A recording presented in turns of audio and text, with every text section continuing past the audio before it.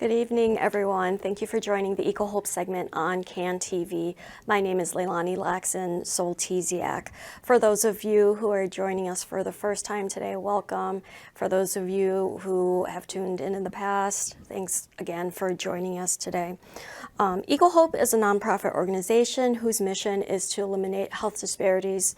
We do this by offering free services such as free mammograms, cervical cancer screenings, linking to primary care providers, and many other services.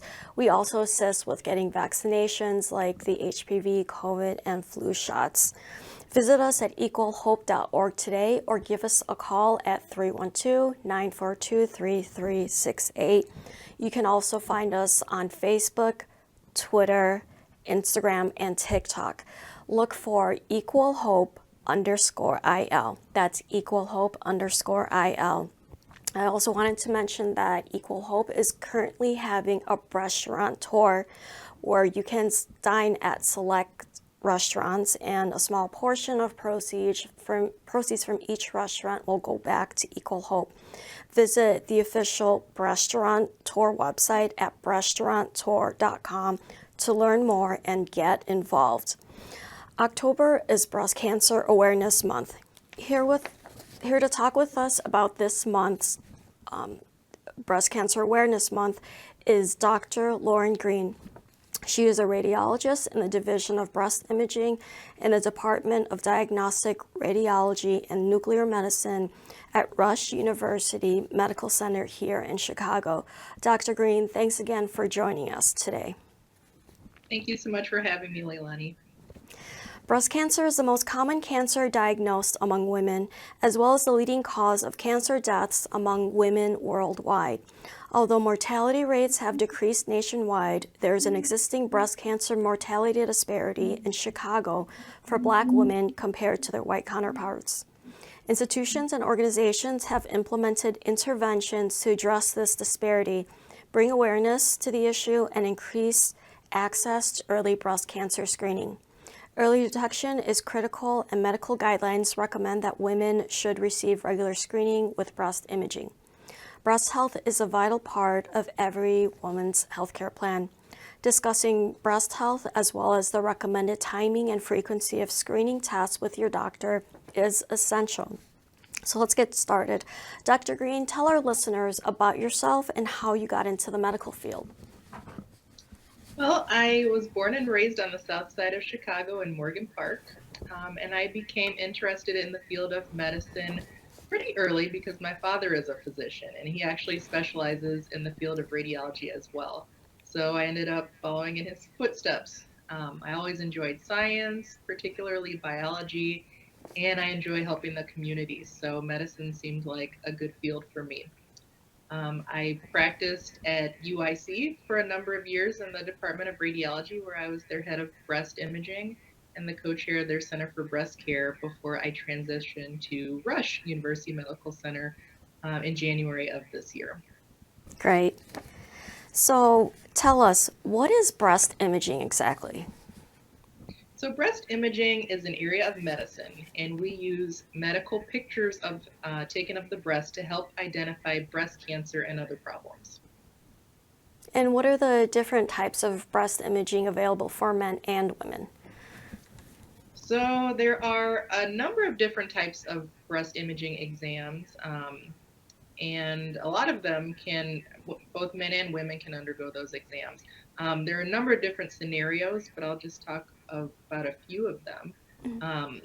So mammograms are probably the most common type of breast imaging exam performed.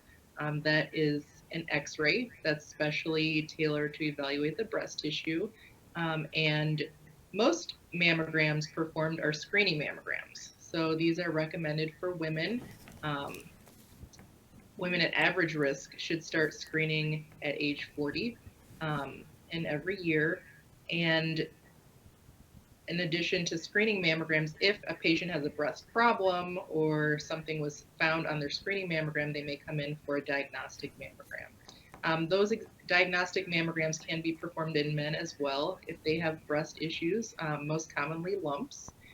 And it's important to remember that men can develop breast cancer as well, although it's much less common. we still see male breast cancer. So it's important for men to let their doctors know about any breast symptoms that they're having as well. Probably the second most common type of breast exam that's performed would be a breast ultrasound. It uses a special probe that uses sound waves to detect different abnormalities in the breast tissue. This is usually used for diagnostic purposes, meaning patients who have a breast problem or for further evaluation of something that was seen on their screening mammogram. But it can also be used as a supplement to mammograms for screening in patients who have dense breast tissue. And then the third most common type of breast imaging exam would be a breast MRI. And that would be an exam that uses a very strong magnet to take pictures of the breast. You roll into sort of a donut shaped scanner device and get an injection of some dye through an IV, and it takes pictures of the breast tissue. And that is most commonly used in patients who have special risk factors for breast cancer, like a strong family history of breast cancer, or one of the breast cancer gene mutations like BRCA1 and 2. Those patients can get a breast MRI in addition to their mammograms every year. And then also patients who have known breast cancer. So they've already had a biopsy that showed that they have cancer in their breast tissue, and breast MRIs are commonly used to further evaluate the extent of their breast cancer disease. Okay. Are there any differences in the way imaging is done for men versus women? Well, it all depends. So that depends based on different institutions. Really, in general, the types of pictures that are performed are the same. Okay. But depending on the institution where you're having the mammogram performed, they may prefer to do certain types of images for men as opposed to women on their exams. Okay. So tell our viewers out there why early detection is so important. So really the main purpose of all breast imaging exams is to find breast cancer early. Um, the earlier we find a breast cancer, the more treatable it tends to be, and the better the outcome is for the patient. And not just that, but if cancers are discovered early, the patient may have options for less aggressive methods of treatment. So treatments all have side effects and they can have risks. So if we're able to use less aggressive types of treatment, that's really ideal. And that would come with finding a breast cancer as small or as early as possible. So early detection saves lives. It does. It absolutely does. So the screening recommendations were changed from 50 to 40. How do you feel about that?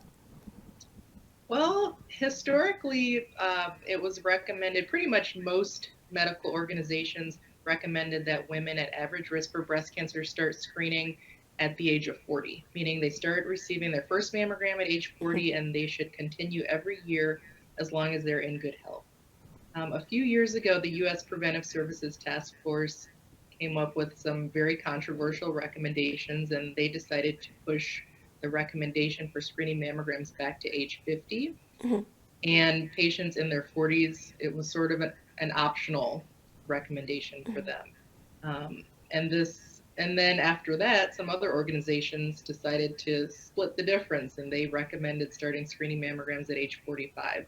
So there was a lot of confusion, um, and I feel that even there may have even been some harm done to some patients because they were not being screened in their 40s. I think it's a great step in the right direction to move the screening age back to 40 for patients who are at average risk for breast cancer. Mhm. And that's for a few reasons. Um, about 20% of breast cancers are found in patients in their 40s. So that's a lot of breast cancer Mhm. to be delaying diagnoses for by waiting until patients turn 50 or until they start having breast symptoms because the cancer has grown so large. Also, patients who develop breast cancer early, meaning before the age of 50, have a greater likelihood of having more aggressive types of breast cancer. And those are cancers that we particularly want to find at an early stage so that they are more treatable and before they start to grow and spread. So starting in 40s for the average risk patient, I think is very appropriate. And that's So, something that the American College of Radiology has not changed their recommendations on. They always kept age 40 as the start for average risk patients. And how about screening for people with special circumstances? You touched upon this a little bit, like people who have a family history of breast cancer, having BRCA1 or BRCA2 genes.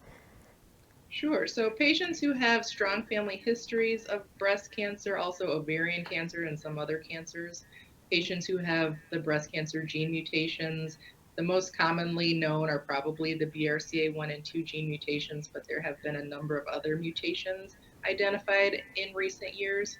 Um, and there are other patients who, there are some other special circumstances that are less common. A patient may have had a biopsy that didn't show cancer, meaning that there was a sample of tissue taken in from the region of an abnormality in their breast. And it may not have shown cancer, but it may have shown some abnormal or atypical cells. And that can put a patient at increased risk for breast cancer as well. And there are some other scenarios. But if a patient is found to have a greater than 20% lifetime risk for developing breast cancer, it's recommended that they start screening earlier and that they also alternate their mammograms with a breast MRI every year. Okay. So that would be, so to elaborate, that would be alternating those two exams every 6 months. So the patient would undergo a mammogram, and 6 months later they would have a breast MRI, 6 months later a mammogram. So they're under very close surveillance. So aggressively monitoring. Yes. Okay. So for those who have never had any breast imaging, for those who are afraid to get breast imaging, and for those who have breast imaging scheduled, describe what they can expect, for example, for a mammogram, since it's most widely known. So a mammogram is an exam that it uses x-rays to detect changes in the breast, and the breast is compressed between two plates. Most patients say at most there is some discomfort. Occasionally patients feel that they experience pain, but mostly it's a well-tolerated exam. It's a short exam, so there are different pictures taken of the breast from different angles. And I would say on average, a screening mammogram would probably take about 15 minutes. And pictures are taken of both breasts from different views. And then usually patients will receive a result letter within a few days after that exam. And how can someone prepare? Sure. So if someone has had mammograms performed previously and say they are interested in trying a new facility, one of the most important things to do is go to the old facility, request a disc that includes the images of your old mammograms, and bring that disc with you to the new department. Everyone's breast pattern is different. And one of the most important things that we do as radiologists when we read a mammogram is compare this year's mammogram to older mammograms. And that way that helps us to identify small changes in the breast that can be related to breast cancer. So that is a very important thing to do. Other things to be aware of, you don't want to wear deodorant or powders or sparkly lotions to your mammogram appointment, because those items can show up on your mammogram and can create some issues with detecting breast cancer. There are some suggestions that perhaps avoiding caffeine immediately before your mammogram can help with the discomfort. I'm not sure if that's been proven or not, but some people um, swear by doing that before their mammograms. I read somewhere about COVID-19 vaccinations. Should women hold off on getting vaccinated? So I would say if it's time for your mammogram appointment, I would probably try to hold off until immediately after that appointment to get your COVID vaccination. Um, the COVID vaccine, like other vaccines, works by activating your immune system. And lymph nodes are part of your immune system. And one area where a lot of lymph nodes live in the body is within the underarm. So after COVID vaccines, it's not uncommon to have some of those lymph nodes enlarge temporarily as a normal reaction to the vaccine as the body starts preparing antibodies to fight whatever disease that vaccine is for. Um, and so it's important because enlarged lymph nodes can also be a sign of breast cancer that has spread to lymph nodes. So Hmm. you don't want to confuse um, the radiologist reading your exam with and have abnormal lymph nodes that actually have nothing to do with cancer. They're just a normal and expected temporary response to the vaccine. So I would say get the mammogram first, and then you can head over and get your vaccine later that day. Okay, so hold off on vaccinations, get screened, and then get your vaccinations. Yes, unless your mammogram is due in a couple of months or a few months, then by all means, please get the vaccine as soon as possible. But if you're debating scheduling one versus the other within a short amount of Hmm. time, I would recommend doing the vaccine right after the mammogram. Great. So, a term that comes up when you hear or read about breast cancer is having dense breasts. Tell us what it means to have dense breasts. So dense breast is normal. I'll put that out there first. That's a normal variation in the body. So the breast is made up of two main types of tissue. One is fat, and the other is glandular tissue. And the glandular tissue is the tissue that carries the milk ducts. Everyone has a different percentage of how much fat versus glandular tissue they have in their breast. And patients who have more of that glandular tissue are considered to have dense breasts. So again, that is normal. Nearly half of women have dense breast tissue. That is important for a couple of reasons. Dense breast tissue can make a mammogram more difficult to interpret. So Hmm. that dense tissue can hide very small cancers potentially. Hmm. And the other reason that it's important is there is a bit of a correlation between dense breast tissue and having a slightly increased risk for developing breast cancer compared to patients who have fatty tissue. So it is now being recommended that patients who are of age for screening mammograms, if they are found to have dense breast Hmm. tissue on the mammogram, and that's another side note, you won't know if you have dense breast tissue Hmm. until you get a mammogram. That's the only way to know. So Hmm. if you are found to have dense breast tissue, it's being recommended to consider a supplemental exam um, with ultrasound in addition to the mammograms. And in the state of Illinois, there is legislation passed where if patients do have dense breast tissue, insurance companies are supposed to reimburse for their supplemental ultrasound. So the combination of mammograms and ultrasounds can be beneficial for patients with dense breasts because we can find more small cancers. That's good to know. So, speaking of screening challenges, are there any challenges for women with breast implants or those who've had breast reduction surgery? So there can be changes in the breast involved with really any surgery, and that can have some consequences. It doesn't mean the consequences are necessarily harmful, but it is worth being aware of before undergoing some of the surgeries. So patients with breast implants, there can be um, the way their mammogram exams are performed is a little bit different compared with patients who do not have breast implants. And that's because the implant can sort of block or get in the way of viewing some of the portions of tissue in the breast.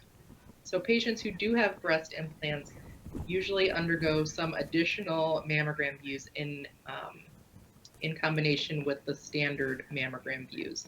And that's to help push the implant out of the way so that the patient's native breast tissue can be evaluated a little more closely. For patients who have had reductions, they don't have the issue of an implant getting in the way of the mammogram. But reduction is a significant surgery. It involves removing and rearranging large areas of breast tissue. And that in itself can cause some scarring and other changes of healing in the breast that can show up on the mammograms.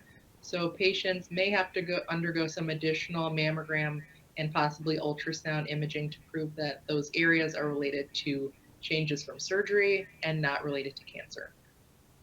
Okay. Any other challenges in screening that some women may have?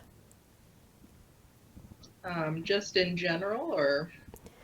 Special circumstances like women with breast implants, women who've had breast reduction surgery, any other situations where, they would have special screening done or imaging.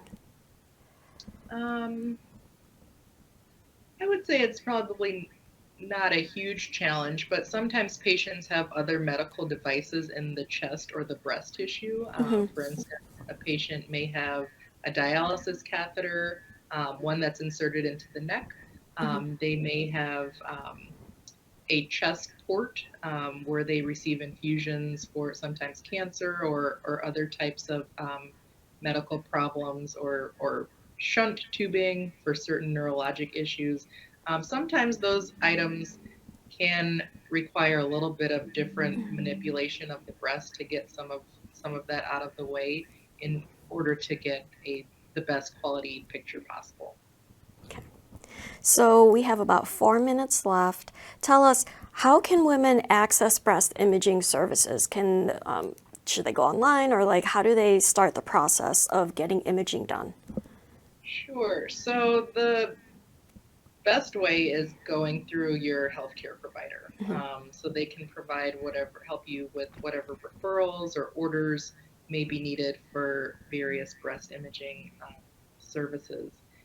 If in terms of payment, most breast imaging exams are funded through a patient's health insurance provider, but there are other means for patients who have insurance issues, either they're underinsured or uninsured.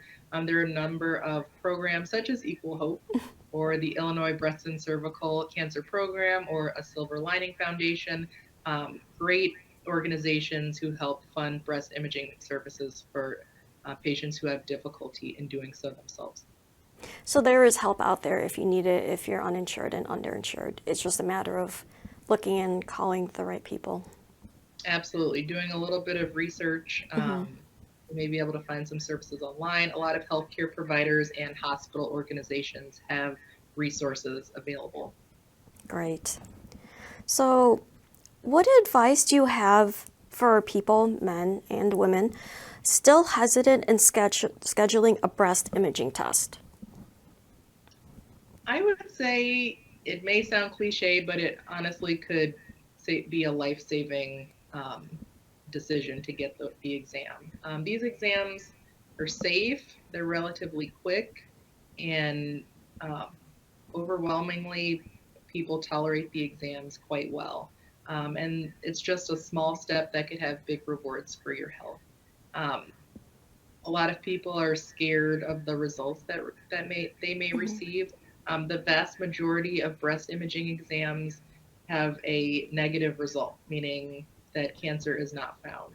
And even if a patient undergoes a screening mammogram, for instance, and they receive an abnormal result, most of the time it is a request to perform additional pictures because the screening exams are basically an overview of the breast tissue, and most of the time when the patients come back and we do those additional pictures, cancer is also not found on those exams. So the likelihood of having a cancer on an exam is low, but if by chance you do have a breast cancer, you want it to be found early.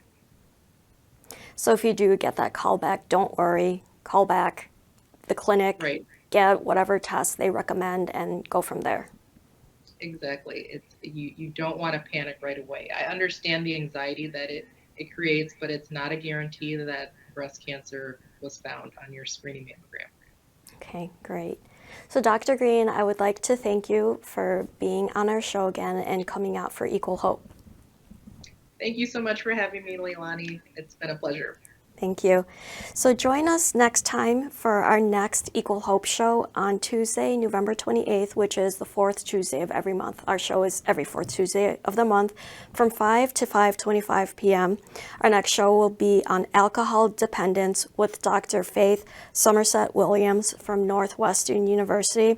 And don't forget, if you want to learn more about getting mammogram, cervical screening, vaccinations, getting linked to primary care provider, give us a call at 312-942-3368 or visit our website at equalhope.org.